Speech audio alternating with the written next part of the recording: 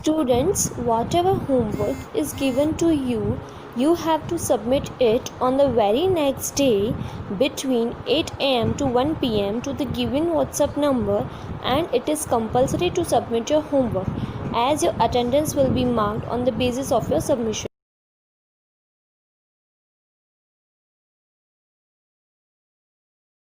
नमस्ते बच्चों, आज हम पढ़ेंगे कक्षा 8 का पाठ 9 गंगा दर्शन। हम सभी जानते हैं कि गंगा भारत की सबसे पवित्र नदी है। अपने पूर्वजों को कपिल मुनि के शाप से मुक्त करवाने के लिए भागीरथ ने गंगा को पृथ्वी पर लाने का वादा किया और उन्होंने गंगा को पृथ्वी पर लाने के लिए कड़ी मेहनत की। तो आइए इस पाठ को पढ़कर जानते हैं कि भागीरथ ने गंगा को पृथ्वी पर लाने के लिए क्या क्या प्रयत्न किया और गंगा को पृथ्वी पर लाकर किस तरह अपने पूर्वजों को शाप से मुक्त करवाया। हम सभी जानते हैं कि गंगा भारत की सबसे पवित्र नदी मानी जाती है। यह देव नदी, हरप्रिया, भागीरथी, जाह्नवी आदि नामों से भी पुकारी जाती है। आर्य सभ्यता इसके तटों पर विकसित हुई। इसी कारण इसके साथ असंख्य पौराणिक कहानियाँ जुड़ी हुई हैं। तो बच्चों, हम सब जानते हैं कि गंगा जो है वो भारत की सबसे पवित्र नदी है और इसको अनेक नामों से पुकारा जाता है। सबसे पहले आर्य जो थे वो सबसे पहले गंगा नदी के तटों पर ही आकर बसे थे। इसी कारण इसके साथ असंख्य पौराणिक कहानियाँ जुड़ी हुई हैं। असंख्य मतलब कि अनगिनत पुरानी कहानियाँ इस गंगा नदी से जुड़ी हुई है। माना जाता है कि अपने पूर्वजों को कपिल मुनि के शाप से मुक्त करवाने के लिए भागीरथ ने गंगा को पृथ्वी पर लाने का वादा किया था। देव नदी गंगा तब सृष्टि के रचयिता ब्रह्मा के कमंडल में थी। भागीरथ ने घोर तप से ब्रह्मा जी को खुश किया और उनसे गंगा को मांग लिया। कल कल करती गंगा की तीव्र धारा जब कमंडल से निकली तो वह इतनी प्रचंड थी कि धरा उसे संभाल नहीं सकती थी। धरती को उसके विनाश से बचाने के लिए शिवजी ने उसे अपनी जटाओं में थाम लिया। गंगा की धारा हर हर महादेव की जटाओं में ऐसे प्रसन्न हुई कि वह उन्हें छोड़ने को तैयार नहीं थी। शिवजी भी अपनी प्रिय हर प्रिया गंगा को कहीं भेजना नहीं चाहते थे। अब भागीरथ ने शिवजी को प्रसन्न करने के लिए पुनः तपस्या की। भागीरथ की लगन, परिश्रम, तप को देखकर महादेव प्रसन्न हुए और उन्होंने गंगा को अपनी जटाओं से मुक्त कर दिया। इठलाती मचलती भागीरथी की धारा अब पृथ्वी पर उतरी और अपनी प्रचंड धारा के कोलाहल से आगे बढ़ी। गंगा से जुड़ी अनेक कहानियों में से एक कहानी का वर्णन इस पाठ में किया गया है कि भागीरथ ने अपने पूर्वजों यानी दादा परदादा को कपिल मुनि के शाप से मुक्त करवाने के लिए गंगा को पृथ्वी पर लाने का वादा किया। अब देव नदी गंगा जो है वो सृष्टि के रचयिता ब्रह्मा के कमंडल में थी। कमंडल यानी साधु जो अपने हाथ में रखते हैं भिक्षा मांगने के लिए पात्र, वह गंगा नदी ब्रह्मा जी के उस कमंडल में थी। अब भागीरथ ने घोर तपस्या करके ब्रह्मा जी को खुश किया और उनसे गंगा को मांग लिया। अब गंगा जब पृथ्वी पर उतरी तो इतनी तीव्र गति से वह कमंडल से निकली कि अगर वह इतनी तीव्र गति से पृथ्वी पर आती तो वह पृथ्वी का विनाश कर सकती थी। तो इसलिए शिवजी ने गंगा को जो है अपनी जटाओं में थाम लिया। अब गंगा जो है वो महादेव की जटाओं में ऐसी प्रसन्न हुई कि अब वह महादेव की जटाओं को छोड़ने के लिए तैयार नहीं थी। अब शिवजी भी गंगा को पृथ्वी पर नहीं भेजना चाहते थे। अब भागीरथ ने शिवजी को प्रसन्न करने के लिए फिर से तपस्या की। भागीरथ की लगन, परिश्रम और तप को देखकर महादेव बहुत प्रसन्न हो गए। उन्होंने गंगा को अपनी जटाओं से मुक्त कर दिया। अब गंगा नदी जो है इठलाती मचलती भागीरथी की धारा पृथ्वी पर उतरी और प्रचंड धारा के कोलाहल से आगे बढ़ी, यानी कि बहुत तेजी से, तीव्र गति से वह पृथ्वी पर आगे बढ़ती जा रही थी। भागीरथ के मार्गदर्शन में एक नई नदी अपनी तेज धाराओं से धरती को काटकर अपना रास्ता बनाती चली जा रही थी।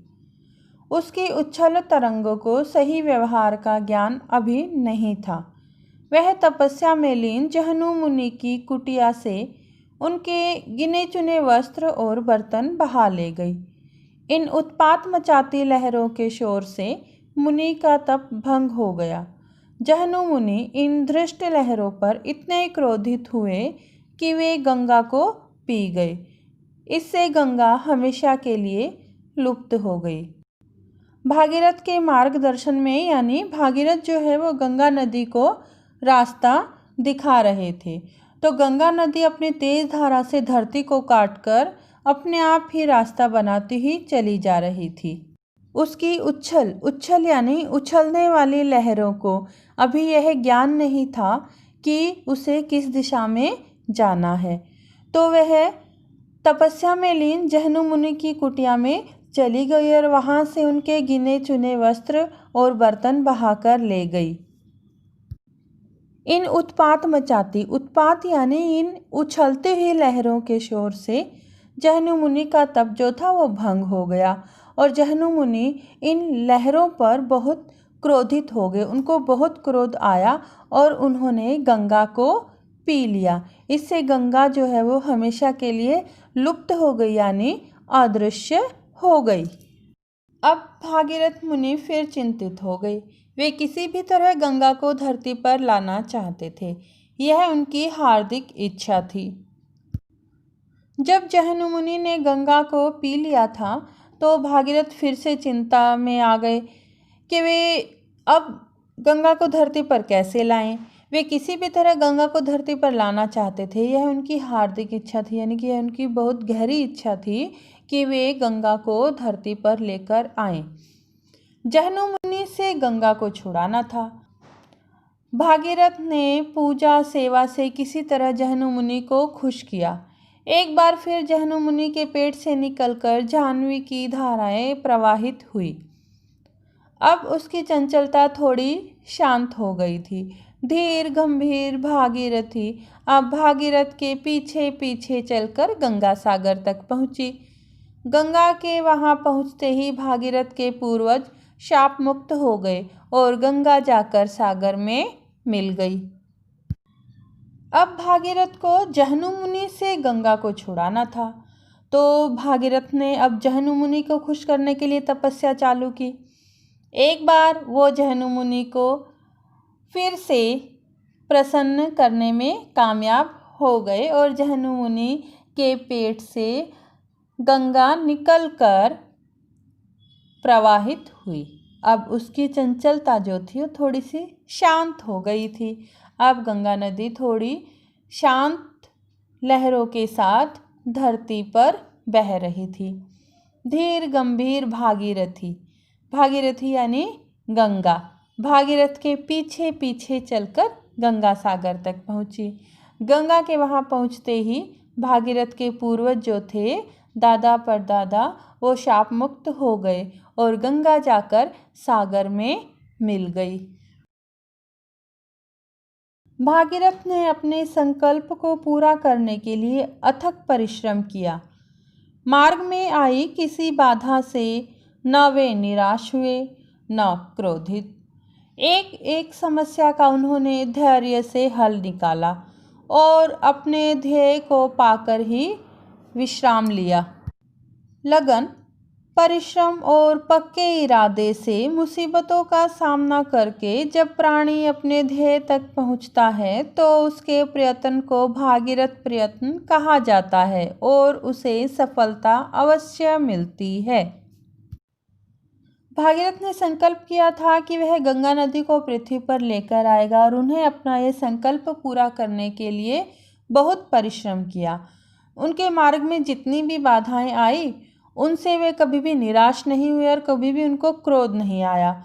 उन्होंने एक एक समस्या का हल बहुत ही शांतिपूर्वक निकाला और जो उनका जो लक्ष्य था उसको पाकर ही उन्होंने विश्राम किया। लगन, परिश्रम और पक्के इरादे से अगर इंसान किसी भी काम को करना चाहता है तो वो उस काम को करने में हमेशा सफल होता है।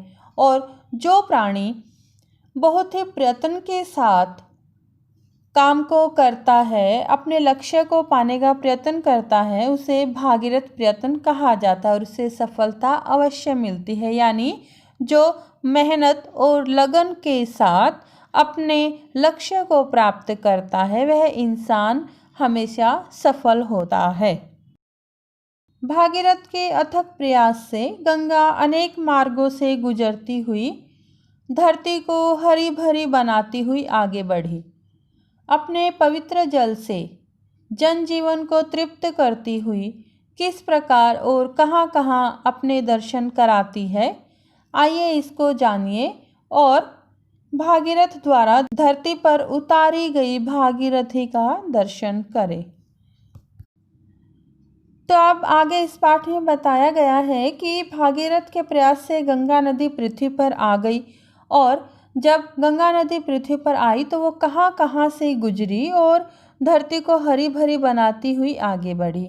अपने पवित्र जल से जनजीवन को तृप्त करती हुई, यानी कि जो उसका जो गंगा नदी को पवित्र नदी माना जाता है वो अपने पवित्र जल से जनजीवन यानी लोगों के जीवन को तृप्त करती हुई किस प्रकार और कहाँ कहाँ अपने दर्शन कराती है, इसका वर्णन आगे इस पाठ में किया गया है। तो आइए जानते हैं कि भागीरथ द्वारा धरती पर उतारी गई भागीरथी का दर्शन कहाँ कहाँ होता है।